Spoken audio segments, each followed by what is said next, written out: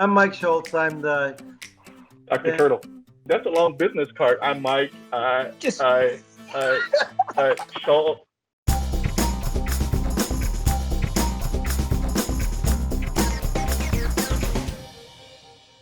I'm Mike Schultz. I'm the head of research and development at TurtleWax. I've been with the company for about 37 years, going on 38.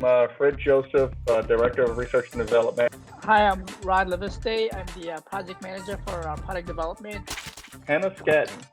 She'd like to know if she can use traditional Carnauba wax prior to applying ceramic spray sealant as a topper. I was going to let you answer this one because you're Mr. Seal and Shine. I was just going to say, hey, if you want to use a traditional cleaner wax, that's a Carnauba cleaner wax, that's fine. Specifically to kind of remove any bonded contaminants, I personally would recommend clay. If you like your traditional Carnauba wax for the glow that it gives, apply that, and then I would probably apply Ice Seal and Shine on this one. Your thoughts, Fred? Oh, you answered for me. Oh, I'm good. We're perfect. I like it. That's exactly what I was going to say. There we go. That was exactly what I was going to say. Shut me up. But Do you agree, Rod? I'll answer it. Oh, yeah. We're all in agreement on my answer, Mike. Thanks for That's a great answer, Fred. I really enjoyed Yeah. it. We've got a question here from Frank Rott. It says, what is the best no-rinse wash to use prior to using Turtle Wax Ice Seal and Shine? I know they're kind of dead set on using Ice Seal and Shine here, but I think a good step up for them maybe if they were to go to the hybrid line and use the 3-in-1 detailer. That's got great protection quality, and it's a waterless wash and wax type of a product that gives that great protection. So I would step up to the 3-in-1 detailer from the hybrid line. That way you get the best of both worlds. You have one product that does both. Yeah, that's probably a good choice. So we've got another question here specifically about chrome rims. It says, how do I clean the rust off of my chrome rims? Doesn't say how bad the rust is. So a lot of consumers don't know exactly the thickness or of the chrome that they had. Was it chrome dip? Was it powder coated? So we always want to err on the safe side first. So like a premium polishing compound or a premium rubbing compound are good starters. But sometimes you know how badly oxidized, how badly rusted your chrome is. So you might have to step up to a chrome polish or an all metal polish. The older vehicles, like on my 69 GTO, I recommend the old rubbing, the chrome polish that we have in the market, because those vehicles' bumpers have a lot thicker plating and they can tolerate a lot of aggressiveness, and usually the rust is a little bit thicker. All right, moving on to the next question here. What? All right, Trish Schultz. Well, all right, meow. All right, we got that out of our system now. All right, we've got a question here from a Dr. Turtle family member. Trish Schultz writes, hi, Mike, Dr. Turtle, and team. Oh, that's my niece. Hello, Barb and Trish. Love them. Shout out to the family there. Where are they located? In St. Pete, Florida? St. Pete. Go ahead, Fred. All right. They need help with dealing with love bugs. I'm sure a lot of people in that area of the country deal with love bugs quite a bit. So what products and steps do you recommend that they use to remove and prevent them from sticking in the future? The problem is those exoskeletons that they have, they secrete a formic acid, and that formic acid can damage the paint very, very quickly. If they've been on there for a while and they've already stuck, it depends. If you have paint or plastic trim on the paint, you may have to go to a premium rubbing compound because they can stain the finish.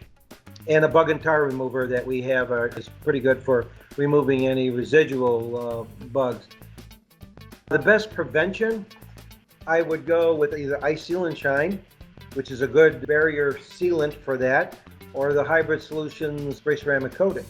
With the ceramic spray coat, you're not going to be sitting there scrubbing, it'll just come right off, right? Yeah, and once you put that ceramic coating on there, any of our ceramic coatings, whether it be the Ice Seal and Shine or the Hybrid Solutions products, we've demonstrated with our torture testing videos just how chemical resistant our coatings are. So that's definitely the key to prevention is the coating over the standard wax coating. All right, we have a question here from Squirrel Percy. What's the best wax to use on a classic Chevrolet Caprice station wagon? There's faded paint. You're talking about a Chevrolet Caprice station wagon. That makes me a little nervous. A lot of the Chevys were painted with lacquers back in probably the 80s and earlier before that. Stay away from using traditional waxes because older paint has a tendency to get porous. And sometimes you'll put a wax on there and you'll think it looks good, but then a few weeks later it'll dull up and you'll start seeing some residue show up that got absorbed into the paint. So what I recommend on a classic car, use Clean and Shine is probably a great product to add a little bit of shine to the finish, but it's not going to compete. It's not going to get into the finish and not going to cause you any problems later on. It's actually going to preserve the finish and keep it looking a lot more traditional and add a hint of shine without actually changing the patina that you have. Next question. How effective is Turtle Wax Super Hard Shell Finish for a car's exterior? Products that we have provided under Super Hard Shell have always been very good at cleaning, shining, and protection. However, that protection we always used to recommend waxing a car probably 3 to 4 times a year because that Carnauba wax that Super Hard Shell contains doesn't last that long. Personally, I would use our new ceramic spray coating or any of our ceramic sealants simply because the durability and the shine and protection is so much better. If you would like to use Super Hard Shell as a foundation, I just strongly recommend using any of the Hybrid Solutions spray products as a maintenance product. Would you recommend I mix Turtle Wax Ice Snow Foam Wash with Turtle Wax Hybrid Solutions Wash and Wax? The reason this consumer asked is that they desire the foam cannon output of the first product, but like the optional ceramic and wax inclusion of the second. If you were to mix those two, they're incompatible. The basic chemistry in both are complete opposites, and they would form a salt. It would become completely useless for you. You'd lose your foam. You lose your, the quality of the wash itself would go down, and you would have a mess on your hands in a bucket that you would have to toss out. When we build products, we build them specifically for the task at hand, and so the Hybrid Solutions is a product that foams well enough to clean, but not foams well enough to be used in a foam cannon. It was not designed for use in a foam cannon, whereas the ice snow foam was designed to give tons of foam through that cannon, but without leaving all that additional protection. So don't start mixing and matching products on your own.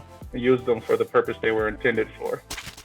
Does the ceramic spray coating layer any more than the 2 coats instructed? Also, does the wet wax layer?